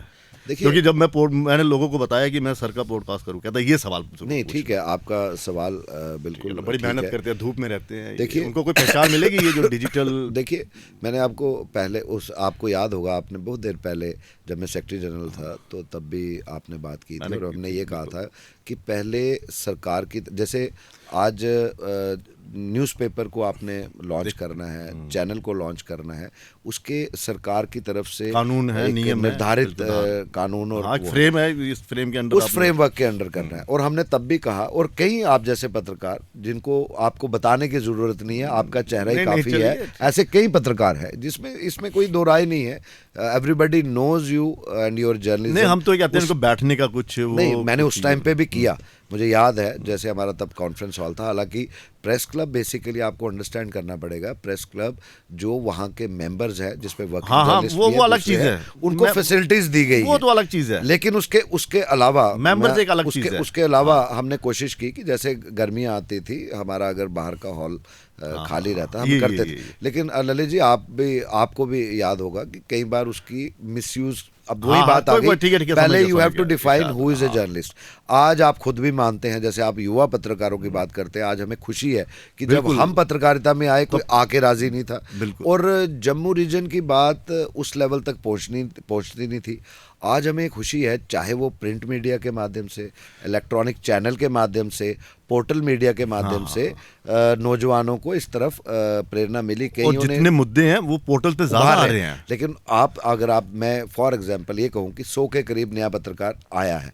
उस 100 में आप भी मानते हैं 20 से 25 वो भी है कि जो पत्रकारिता की ABC भी नहीं जानते, जो कहते हैं कि एक्सप्लेन। नहीं, आपका ऐसा नहीं हो सकता सर कि आप सरकार से मिलकर नहीं, हमने कहा नहीं, आप ही देखिए जो अनुभवी पत्रकार वो हम हमेशा बनाए ना, देखिए मैंने हमेशा पॉलिसी बनाई कि सर हम बैठते हैं, मैं किसी अखबार का मालिक नहीं था, मैं वर्किंग जर्नलिस्ट उसमें रहा, और मैं वर्किंग जर्नलिस्टों की जो हार्डशिप्स है, जो उनको परेशानियां आती हैं, ये मैं खुद भलीभांति जानता हूँ इसको मैं। और ये दर्द सिर्फ उनको नहीं है, जब उनको देखता हूँ तो आज से 15-20-21 साल पहले हमें भी ये दर्द था, दिक्कत थी, लेकिन आज बड़ी फैसिलिटीज़ है। लेकिन मैंने हमेशा ये कहा, प्रेस काउंसिल ऑफ इंडिया की 2 बार यहाँ टीम्स आई, हमने उनकी बात की।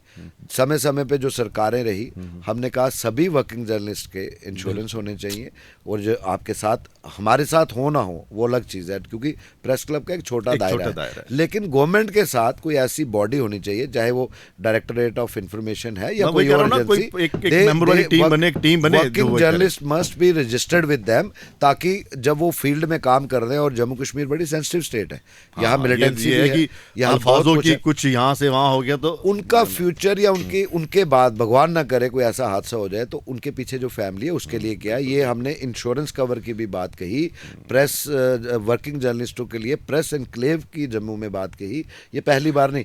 मैं आपको आप ही के पॉडकास्ट से थ्रू, अपने जो भाई कह रहे थे ये सवाल जरूर पूछना, मैं कहूँगा कि इसमें डे 1 से ऐसी पॉजिटिविटी के लिए, ऐसी हेल्दी पॉलिसीज़ के लिए, जो एक हमारे पढ़े लिखे पत्रकार बंधु और या हमारी अब बहनें भी इसमें आ रही हैं, हमारी बच्चियाँ इसमें आ रही हैं, हम चाहेंगे कि उनकी सिक्योरिटी के लिए, उनकी भी फैसिलिटीज, वो लोगों के दुखड़े सरकार तक लाते हैं, तो इनका जब दुखड़ा उनका कौन खुद कौन सुनता है, ये सच है।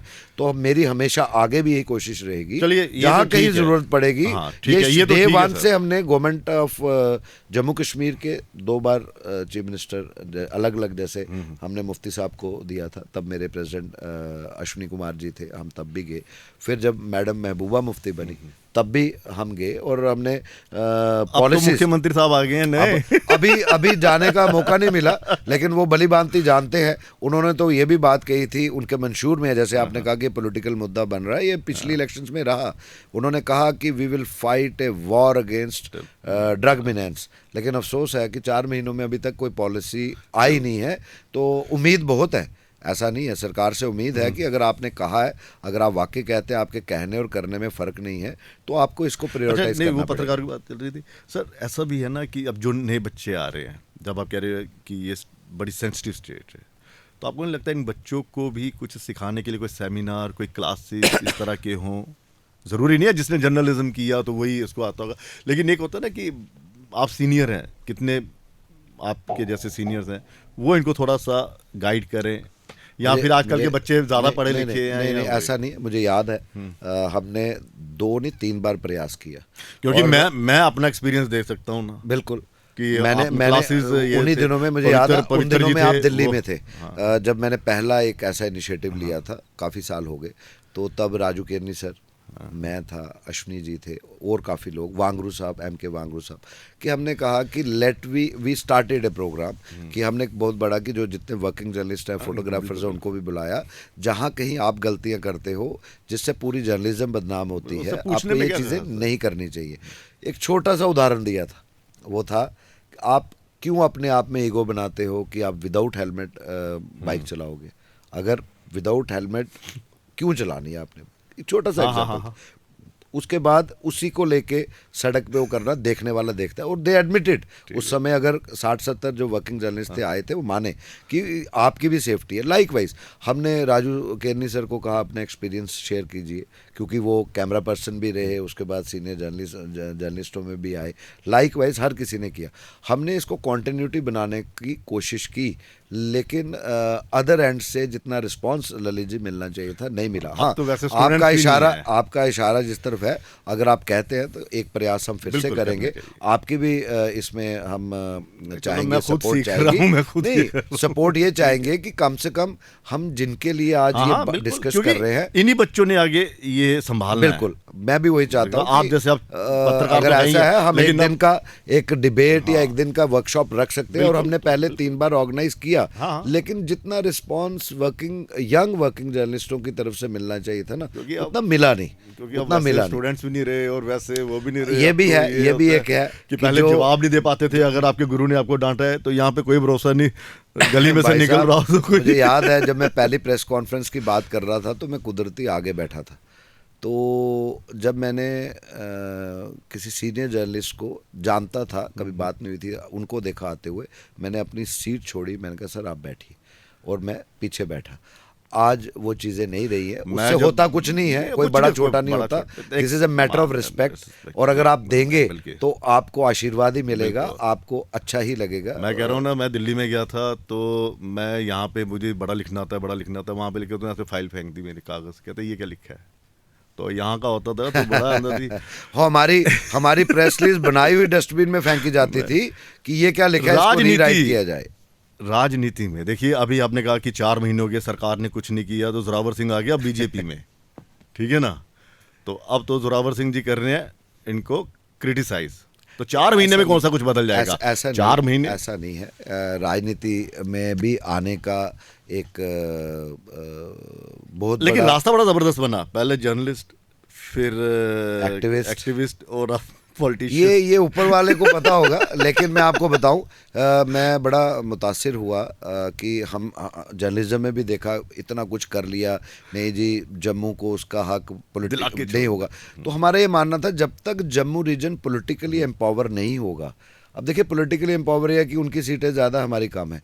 कब क्या हुआ उस समय कोई बोल नहीं पाया, क्या सिचुएशन रही, वो बीत गया, सो बीत गया, अब तो करो। अब जब उन दिनों में आपको याद होगा कि पहली बार हमारे होते हुए डिलिमिटेशन की बात कही, रिकमेंडेशंस हुई। हमने भी एज टीम जम्मू भी बात कही, बेशक वो पॉलिटिकल इशू था लेकिन जम्मू रीजन के लिए ठीक था, इसलिए हम बोले कि जम्मू को 7 में से 6 सीटें उनकी बनती हैं, मिलनी चाहिए। आपको याद होगा गजेंद्र गढ़कर कमीशन और वजीर कमीशन की आप रिकमेंडेशन देखिए कितने साल पुरानी है। उन कमीशन में भी कहा गया कि जम्मू को 4 ज़िले बनते हैं, 3 ज़िले बनते हैं और कश्मीर में 1 बनता है, बांडीपुर। जब देने की बारी आती है जम्मू को 4 और उनको 3 फालतू, ये कौन सी जवाज़ें थी? जितना हमारा अखनूर नहीं है जितना उन्होंने 1 डिस्ट्रिक्ट दे दिया, तो कहीं ना कहीं ये भी इनजस्टिस था। आप जस्टिस नहीं कर पा रहे थे, आप बैलेंस नहीं कर रहे थे। पहली बार होता है पॉलिटिकल एम्पावरमेंट की जिसकी हम सोच रखते थे, जिसकी हम बात करते थे कॉलेज टाइम से, जर्नलिज्म में भी हम अक्सर ये बहस करते थे। तो आपको लगा कि जब तक पॉलिटिक्स, राजनीति में, वैसे तो कहते हैं कि राजनीति में मतलब एक गंद है, इस गंद में, इस कीचड़ में कौन जाएगा? ऐसा नहीं है। फर्स्ट टाइम ऐसा हुआ ललित जी कि 7 में से 6 सीटें जम्मू रीजन को मिली, चाहे किसी भी डिस्ट्रिक्ट में मिली, लेकिन मिली। पॉलिटिकली जम्मू जो बिल्कुल नीचे था, कहीं ना कहीं कुछ हद तक बैलेंस्ड की एक प्रयास किया गया, वो गवर्नमेंट ऑफ इंडिया के थ्रू किया गया और खासकर बीजेपी के थ्रू। अब लोग कहते हैं कि why only BJP, there was a reason to join Bharatiya Janata party. लेकिन यहाँ पर तो ये चर्चे चल रहे थे ना कि जोरावर जी श्यामलाल जी के बड़े ख़ास हैं, ये कांग्रेस में चले जाएंगे, तब ये कांग्रेस में नहीं आए थे। आज़ाद साहब के बड़े ख़ास हैं, तो पता चला जोरावर जी ना वहाँ ना यहाँ, सीधा भाजपा। खैर श्यामलाल जी तो भाजपा में आ गए। नहीं, ऐसा नहीं है। अब जैसे आप पत्रकार हैं, आपका कौन खास नहीं है? मुझे आप बताइए, आपके चीफ मिनिस्टर अब्दुल्ला भी खास होंगे, deputy chief minister Surinder Choudhary भी खास होंगे, एमएलए भारतीय जनता पार्टी के एमएलए और एमपीज भी खास होंगे। पत्रकारिता में एक ऐसी चीज रहती है और खास बाजार में बातें, खासकर जब आप अच्छे लेवल पे और अच्छे प्लेटफॉर्म से पत्रकारिता कर रहे हैं तो देयर इज नोबडी कि जो आपसे परे रह सकता हो। अटकले देखिए, पर्सनल रिलेशन हर किसी के साथ होते हैं। उन दिनों में जब कोई कहता था कि गुलाम नबी आज़ाद जब चीफ मिनिस्टर थे या दिल्ली में भी थे, एज ए पत्रकार जब हम उनसे क्वेश्चनिंग करते थे, उनको अच्छा लगता था कि एक यंग जर्नलिस्ट कोई हेल्दी क्वेश्चन पूछ रहा है, तो उसके बाद बैठते थे, वो सलाह पूछते थे, बात करते थे। आजकल तो नाराज ही हो जाते हैं लेकिन अगर एक तरफ गुलाम नबी आज़ाद साहब के साथ एक पर्सनल रिलेशन था, कोई पॉलिटिकल रिलेशन नहीं, तो डॉक्टर जितेंद्र सिंह जी के साथ भी तो एक रिलेशन था। तब वो पत्रकार भी थे, डॉक्टर भी थे, बाद में पॉलिटिशियन बने। तो सिमिलरली देवेंद्र सिंह, आज स्वर्गीय देवेंद्र सिंह राणा जी नहीं रहे, वो भी बड़े भाइयों की तरह हमारे साथ हमेशा 26 साल का रिश्ता था उनके साथ, जब वो जैम कैश से शुरू हुए थे। एक पर्सनल लेवल पे भी एक ग्रोथ होती है। आपने तो वो नेशनल कॉन्फ्रेंस में आपने तो खुद उनकी इस बार बढ़ चढ़ कर, बिल्कुल। देखिए, आप वो नेशनल कॉन्फ्रेंस में जब रहे तब भी हमारे भाई थे, एक रिलेशन था। श्यामलाल शर्मा जी बड़े भाई हैं, वो कांग्रेस में भी रहे हूँ। पर्सनल रिलेशन ललित जी अपनी जगह होते हैं, लेकिन हाँ, ये इसमें कोई दो राय नहीं। भारतीय जनता पार्टी में जाने के ये 2-3 इश्यूज थे। एक ड्रग्स के खिलाफ जो लड़ाई हम ऑब्जर्व कर रहे थे, मिनिस्ट्री फॉर होम अफेयर्स जो आदरणीय अमित शाह जी की सदारत में इतने फर्म डिसीजंस ले रही थी, एक वो रीज़न बहुत बड़ा था। जम्मू को 7 में से 6 सीटें मिलना बहुत बड़ी बात थी। जम्मू में ऐसे ऐसे प्रोजेक्ट्स की लॉन्चिंग्स हुई कि जो हम सपने में भी नहीं सोच सकते थे। रिलीजियस टूरिज्म सर्किट्स को बनाने की बात करें, ये कब हुए, किस पार्टी ने शुरुआत की, ये सारी चीज़ों ने एक मेरे अंदर एक महसूस किया। और उसके बाद जैसे आपने कहा, ये सारे लाइक माइंडेड लोग, महानुभाव भारतीय जनता पार्टी में थे, चाहे वो स्वर्गीय देवेंद्र सिंह राणा जी थे, श्यामलाल शर्मा जी हैं या बाकी लोग। तो ये एक कारण बना कि एक टीम की तरह काम होता है। तो हम भी किया गया है आपको, या फिर आपने कहा नहीं अब वक्त सही है, लोहा घर में मार दो हथौड़ा, यहाँ से भी कमी आ जाएंगे? ऐसा नहीं, ऐसा नहीं। उस समय कहा गया कि अगर आपने राजनीति में आना है, जो हमारे दोस्त थे जो ऑलरेडी उसमें थे, तो this is the right time. या फिर आपको लग रहा था कि 370 हट गई है तो अब बाकी पार्टियों की कोई वो नहीं है? नहीं, ऐसा नहीं है। देखिए, 370 एक इशू था जो हमारा भी मानना है। 370 से अगर उग्रवाद को कितना डाउन साइज किया गया है, हालांकि ये कुछ ऐसी बीमारियां हैं जो पूरी तरह से दफन नहीं होंगी, लेकिन आप देखिए कि इसमें 80 से 90% अगर रोक लगी है तो ये कब लगी है? Post abrogation of article 370। 35A के अगेंस्ट भी हम थे। ये सारी चीज़ें जिस पार्टी ने दी हैं, श्रेय भी उनको जाना चाहिए, बाकियों ने तो सिर्फ अटकलें लगाई। और तो और महाराजा हरि सिंह जी की छुट्टी कब से मांग रहे थे, सिर्फ टीम जम्मू नहीं मांग रही थी, सिर्फ युवा राजपूत सभा नहीं मांग रही थी, सिर्फ अमर क्षत्रिय राजपूत सभा नहीं मांग रही थी, जम्मू का हर कोई डोगरा मांग रहा था। वो बात अलग है कि उसको लीड जो है राजपूत कम्युनिटी के मेंबर्स और नौजवान कर रहे थे, लेकिन वो भी छुट्टी किसने दी? आप ये देखिए ना। बाकी कुछ ऐसी इमोशंस थी जम्मू रीजन के लोगों की जो हम एक सपना सोच सकते थे जम्मू के साथ यार ये कभी होगा। तो हमारे बुजुर्ग कहते आते ना, साढ़े बुजुर्ग आते नहीं थोड़ी कश्मीरी दी हुकूमत है, इन्हें मारा हिसाब ही गए तू जिला वतन करने च पूरा षड्यंत्र रचा तो तुझे कदों दी छुट्टी दिया। अच्छा, ये बहुत बड़ी बात है। अच्छा, अब आप आ गए हैं, इलेक्शन लड़ने का मन है, क्योंकि बीच बीच में खबरें आती रहती है ना, जोरावर सिंह लड़ेंगे चुनाव। नहीं ऐसा है, अभी कल मैं सुन रहा था, मैं भी पत्रकारिता से नगरोटा से आपका नाम चल पड़ा। ऐसा नहीं ललित जी, नगरोटा में हमारे बड़े भाई और बड़ी मेहनत की हमने उनके साथ, उनसे बड़ा कुछ सीखा। तो वो उनका अचानक जाना परिवार के लिए तो बहुत बड़ा इरेपरेबल लॉस है, लेकिन हम सब जो उनके साथ पिछले इतने सालों से जुड़े थे, बहुत बड़ा एक सदमा है जो हम बता नहीं सकते कि इसको कब इससे चुनाव लड़ना है। लेकिन वहां पे हमने जैसे कहा कि चुनाव जो अटकलें लगाई जा रही है वो पत्रकार ही लगाते हैं अलग अलग, उससे पहले जब असेंबली के शुरू हुए तब भी था। हमने ये कहा कि हमने पार्टी को ज्वाइन किया as a worker, as a कर्मठ, जो भी वो आदेश देती है पार्टी उसको हम पूरा वो करते हैं। और अभी तक के जो भी जिम्मेवारियां उन्होंने, चाहे जनरल इलेक्शंस, मेंबर पार्लियामेंट के चुनाव में थी, अभी क्या आदेश मिला थी, अभी तो फिलहाल नहीं, अभी वहां पे पार्टी ने ऑलमोस्ट तय करना है। अब जब नोटिफिकेशन निकलेगी, हम कहीं पे उधर कैंडिडेट नहीं है जिसको पार्टी कैंडिडेट देगा। और हमारा ये मानना है जितनी लीड भाई देवेंद्र सिंह राणा जी ने ली थी उससे और ज्यादा लीड पार्टी के कैंडिडेट को, बिल्कुल वो बड़ी एक्टिव हमारी बच्ची है वो, और बहुत, तो वही मैं सोच रहा था कि कैसे हो गया कि आप उन्हीं के नहीं, देखिए वो हमारा परिवार है, नहीं उनके मतलब कि भारतीय जनता पार्टी तो है, लेकिन ये कहीं पे भी ऐसी खबर मैंने भी वो कुछ खबरें देखी, उसमें उनका ये कहना था, उन्होंने ये नहीं कहा कि मैं हूँ, मैं कभी दावेदार रहा ही नहीं, लेकिन हम ये कहते हैं कि हमारा इतनी वर्किंग है वहाँ पे कि जो मैं बड़े दावे से कह रहा हूँ कि आप आज चुनाव करा लीजिए।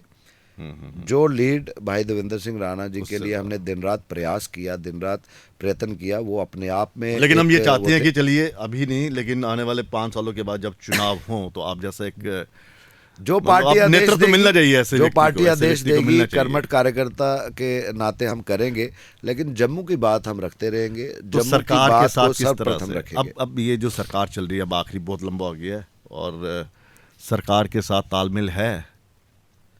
देखिए, सरकार की बात करें तो सरकार अभी भी सियासी उस पर बात ज़्यादा कर रही है, और ग्रास रूट पे जो गुड गवर्नेंस की उन्होंने बात की थी, governance eight the door step of the people of Jammu and Kashmir की बात की थी, वो अभी मुझे लग रहा है कि कहाँ पे की थी सर? उन्होंने साफ कहा था कि मैं ऐसी यूटी का मुख्यमंत्री बनूंगा, यहाँ पे चपरासी की पावर। फिर क्यों बने? फिर किसने कहा? फिर जब वो, अगर वो ये कहते हैं, वो अब कहने हैं ना, मुझे आप ये बताइए, चुनाव जब उन्होंने कहा था कि मैं चुनाव ही नहीं लड़ूंगा, नहीं तो किसने कहा लड़ने के लिए? मैं आप तो नहीं गए थे, आपने तब भी अपने विश्लेषण में हंसी उड़ाई थी कि ये मुख्यमंत्री रह चुके, अभी भी मुख्यमंत्री के दावेदार हैं और ये कैसी बातें कर रहे हैं। ये कहीं ना कहीं दर्शाता है कि आज भी वो अपनी गैलरी को एड्रेस कर रहे हैं, वो जहाँ से उनका वोट बैंक जहाँ से वो वोट बैंक लेके सत्ता में आए हैं, उसको कंसोलिडेट करने की कोशिश कर रहे हैं, कि वो ये जताने की कोशिश कर रहे हैं कि मैं तो सब कुछ करना चाहता हूँ, लेकिन मुझे कोई करने नहीं दे रहा। लेकिन आप ये बताएं, इतने डेवलपमेंट के काम हो रहे हैं आज, अगर जहाँ जिस टनल का उद्घाटन माननीय और आदरणीय प्रधानमंत्री नरेंद्र भाई मोदी जी ने किया, और उसके अलावा तारीफ तो की उन्होंने, नहीं, तारीफ करने की और अलग बात है, और फिर अपनी गवर्नेंस की बात नहीं करना, इसमें भी फर्क आ रहा है। ऐसी तारीफ की कांग्रेस उनके पीछे बढ़ गई, राहुल गांधी ने कहा कि उम्मीद नहीं थी। आप मुझे ये बताएं, वो तो रहा एक सियासी, तो सियासत की बात हो रही है, लेकिन यहाँ सियासत में जब आप एक सरकार की बात करते हैं, जब एक सरकार को चलाने वाले मुख्यमंत्री की बात करते हैं, वो एक पार्टी का नहीं रह जाता है, वो पूरे जम्मू कश्मीर का चीफ मिनिस्टर होता है। तो मुझे लगता है कि आज भी यहाँ वो वेट कर रहे हैं बजट का, लेकिन बजट से पहले आज कितने महीने हो गए, आप देखिए कब उन्होंने ओथ ली है। लेकिन कहीं ना कहीं down the level, at grass root level, working of the government at the doorsteps of the people of Jammu and Kashmir, वो अभी काफी दो पावर हैं बेचारे, कौन से दो स्टेप पावर्स। देखिए पावर्स की बात नहीं, आप काम करिए, कौन रोक रहा है, आप काम तो करिए। आप देखिए कि जो आपके पास पोर्टफोलियोज, जो गवर्नमेंट मशीनरी, आप थोड़ी देर के लिए होम को छोड़ दीजिए ना, आप कौन सी पावर्स एंड फंक्शंस की बात कर रहे हैं, कौन आपको रोक रहा है? आप डिसीजन ही नहीं ले पा रहे हैं, सिवाय आप जिसको कहते हैं कि सरप्राइज विजिट्स। आपके मंत्री वो क्या इशारा दे रहे हैं, हर जगह सरप्राइज विजिट। 6 महीने के बाद कह रहे हैं कि 6 महीने में कुछ बदलने वाला हम कहते हैं 1 साल देते हैं, 1 साल में कुछ तो प्रोग्रेस होके सामने आए। मतलब आपको 1 साल चाहिए नहीं, अंदर खाने में कह रहे हैं, बदलाव? नहीं आप कह रहे हैं 6 महीने तो दीजिए। नहीं, मैं 6 महीने में क्या कह रहे हैं कि 6 महीने में कुछ बहुत बड़ा कुछ होने वाला है। देखते हैं, वो उनको पता होगा, मैं इतना बड़ा पॉलिटिकल। लेकिन एक बात है, चलिए आखिर में एक बात है, भारतीय जनता पार्टी, मतलब आपकी पार्टी में एक खासियत है कि अपने विरोधियों को अपनी तारीफ करवाने पर मजबूर कर देती है। मोदी साहब की इतनी तारीफ की तो अब उन्हीं के बंदे उन्हीं के पीछे पड़ गए। ये भारतीय जनता पार्टी की मैं खासियत आजाद नहीं साहब ने कहूँगा। देखिए मोदी साहब की तारीफ की, वो कांग्रेस से ही चले गए। मैं भारतीय जनता पार्टी की एक खासियत नहीं कहूँगा। हाँ। मैं कहूँगा कि भारतीय जनता पार्टी का काम करने का तरीका ही लोगों के प्रति उनकी जो निष्ठा है, और देश सर्वोपरि, जिसको कहते हैं नेशन फर्स्ट, तो party next and self last, ये छोटी बात नहीं है। किस पार्टी ने ये कहा? ये अपने आप में है। मोदी जी ने ये, अब उनका जो 3rd टेन्योर यानी कि हैट्रिक के बाद आए हैं, पिछले 10 साल में जो किया है वो, मैं आप क्या कहें, this is a writing on the wall पूरे देश में। आज आप देखिए महाकुंभ चल रहा है। कोई सोच सकता था आज से 10-12 साल पहले कि 40 करोड़ से ज़्यादा लोग, सनातनी लोग, 45 दिनों के अंदर उस महाकुंभ में ना सिर्फ हिस्सा लेंगे, बल्कि चाहे वो हमारे ऋषि मुनि हो, महामंडलेश्वर हो, महंत हो, हमारे आम सीनियर सिटीजन्स हो, हमारे नौजवान हो, वहाँ पे जो उनकी व्यवस्था है, ये छोटी बात नहीं है, ये वर्किंग है। ये सारी working for the people, for the welfare of the people, लोगों की भलाई के लिए, लोगों के प्रति निष्ठा के लिए, जो भारतीय जनता पार्टी की जो केंद्र में नेतृत्व है, उसने जो करके दिखाया और जो अभी कर रहे हैं, वो ओपोजिशन को, मुझे लग रहा है आने वाले दिनों में ओपोजिशन भी इधर ही नतमस्तक होगी, क्योंकि जितना काम भारतीय जनता पार्टी कर सकती है उनमें दम नहीं। चलिए आखिरी सवाल, यूटी के लिए जोरावर सिंह बोलेंगे कि यूटी को खत्म करिए और स्टेट जो है वो लाइए? ऑब्वियसली इसमें मैंने क्या बोलना, हम तो शुरू से ही कह रहे हैं और ये बात तय है। इसमें अपने 28 एमएलए को बोलिए ना कि विधानसभा में उठाए। मेरे और आप में बोलने नहीं बोलने की कोई बात ही नहीं। जब highest temple of the Indian democracy, जिसको हम पार्लियामेंट कहते हैं, उससे बड़ा लोकतंत्र का मंदिर कौन सा होगा? और जब वहाँ पे हमारे आदरणीय गृह मंत्री जी ने, प्रधानमंत्री जी ने, और लाल किले से ये कहा है कि, और सब चाहते हैं restoration of the state, UT से स्टेट आएगी, इसमें कोई दो राय नहीं है। लेकिन बार बार काम करने के बजाय उसी को ये लोग या ओपोजिशन उसको ही बार बार पकड़ के अलाग राबते रहे, वो बात बनती नहीं है। रास्ता दिखाइए ना। हर कोई, हमने कहा आप काम करके, अगर आप सरकार में आए हैं यहाँ जम्मू कश्मीर में, काम करिए। काम के बजाय आप ये राग लाप रहे हैं, वो बात बनती नहीं है। Restoration of the state, BJP भी प्रतिबद्ध है, हमारी सरकार प्रतिबद्ध है केंद्र में जो है, इसमें कोई दो राय नहीं है, वो तो मिलनी है। वो चलिए सर, बहुत बहुत शुक्रिया, क्योंकि बहुत लंबी बात हो गई है। बहुत बहुत शुक्रिया, और हर पहलू पे हमने आपका खास करके शुक्रिया ललित जी। और खुलकर बात हुई है, खुल के बाद, और बहुत देर के बाद, लंबे समय के बाद, बीच में चुनाव रहे, कुछ रहा, लेकिन मैं आपको गुड विशेस देता हूँ, आपकी पूरी टीम को। आप इसी तरह पत्रकारिता को जो है वो आगे बढ़ाइए, और इसी तरह आप आगे नई बुलंदियां हासिल कीजिए। धन्यवाद। धन्यवाद।